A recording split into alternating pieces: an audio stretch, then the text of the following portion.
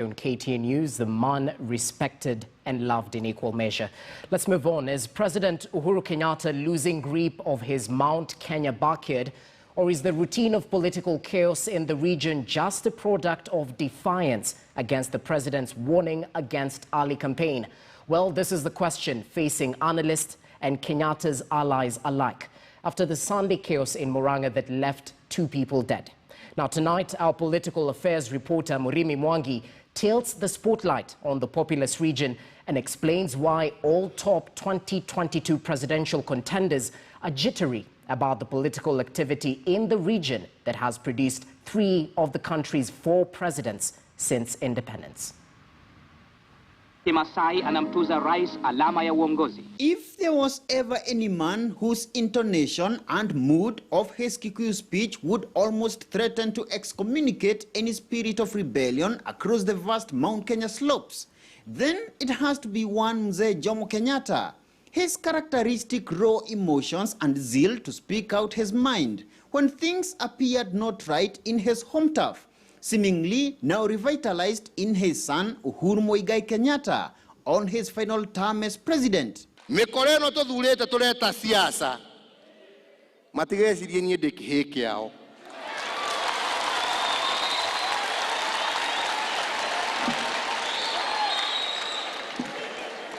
Matigecirie nie ndikihe.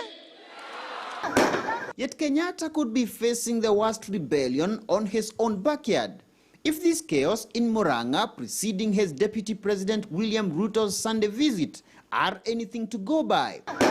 A routine of face-off starring Ruto's allies with the backing of a substantive number of Mount Kenya leaders against the now infamous Kieleweke grouping of self-declared Kenyatta supporters keen on blocking Ruto's accession to State House.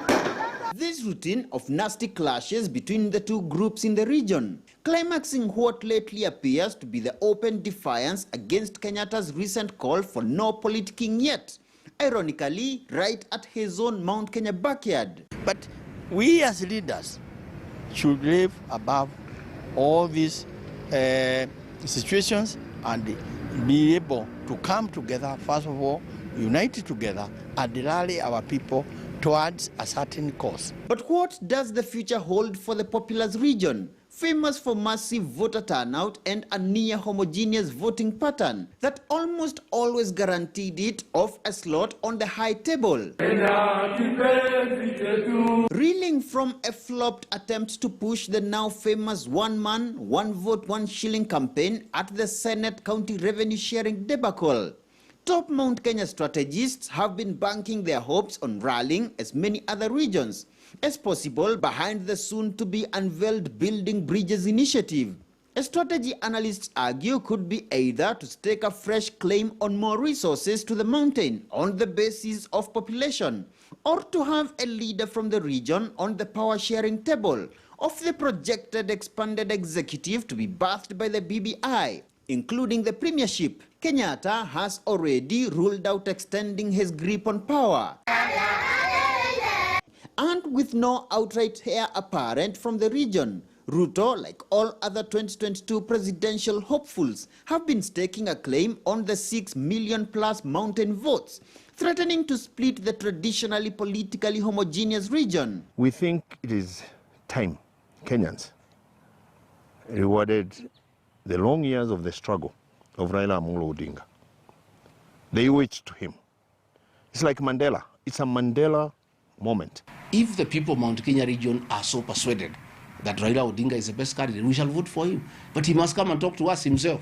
You can't sell him from far that you just sit in Nairobi and decide for us that Raila Odinga is our best candidate. No. Shoka gesagi gwaku wake shukuru wekerera ndo thitima na mbeca irio hetwo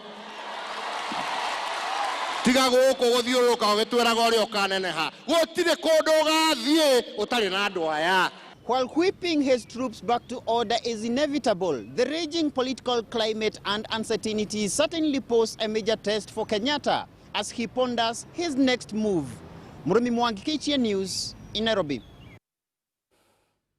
Now, Sunday's chaos in Murang'a that left